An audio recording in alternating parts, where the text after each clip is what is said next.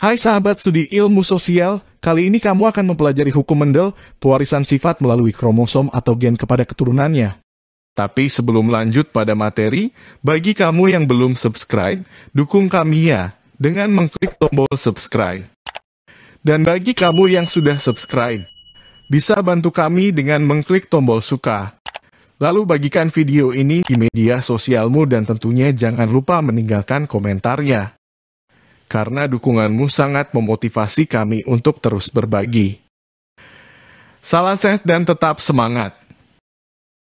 Pada video gen dan kromosom sebagai pembawa sifat, kamu sudah mempelajari bahwa pewarisan sifat merupakan suatu proses pewarisan dari induk kepada keturunannya.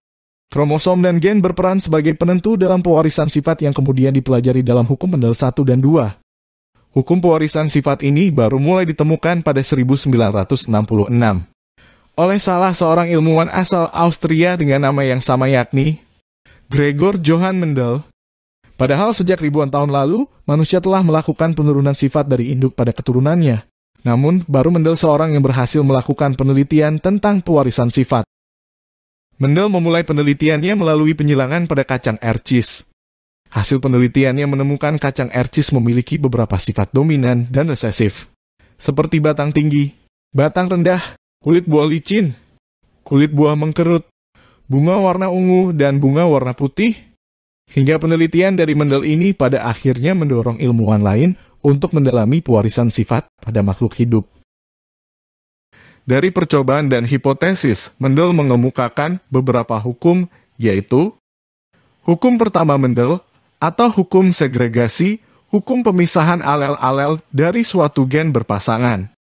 Dalam peristiwa pembentukan sel kelamin atau gamet pasangan-pasangan alel memisah secara bebas. Hukum ini berlaku untuk persilangan dengan satu sifat beda atau monohibrid. Hukum kedua Mendel yaitu hukum pengelompokan gen secara bebas atau asortasi. Dalam peristiwa pembentukan gamet, alel mengadakan kombinasi secara bebas sehingga sifat yang muncul dalam keturunannya beraneka ragam. Hukum ini berlaku untuk persilangan dengan dua sifat berbeda atau dihibrid.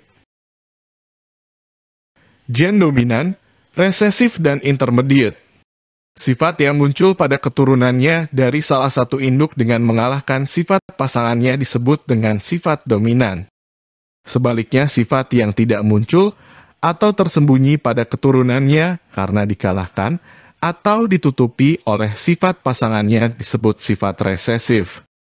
Sifat yang muncul pada keturunannya merupakan campuran dari kedua induknya disebut sifat intermediate atau dominan parsial. Pemanfaatan teknologi reproduksi. Pengembangbiakan tanaman dengan sifat unggul dapat dilakukan dengan radiasi dan persilangan sehingga didapatkan kualitas tanaman yang lebih baik. Cloning pada tumbuhan dengan kultur jaringan sehingga didapatkan tanaman baru yang berkualitas dalam jumlah banyak dan waktu yang lebih singkat. Pengembangbiakan hewan dengan sifat unggul. Menggunakan inseminasi buatan teknik untuk memasukkan sperma ternak jantan yang telah diproses ke dalam alat reproduksi ternak betina dengan alat khusus. Dan cloning pada hewan. Teknologi bayi tabung dengan fertilisasi in vitro merupakan cara yang dilakukan untuk mempertemukan sperma suami dengan ovum istrinya di luar tubuh, sehingga terjadi pembuahan. Hai sahabat studi ilmu sosial, apakah kamu sudah mengerti tentang hukum Mendel? Jika kamu sudah memahaminya, dan video pembelajaran ini bermanfaat, kamu dapat membantu kami untuk membagikan video ini di media sosialmu. Semoga bermanfaat, salam sehat, dan terima kasih.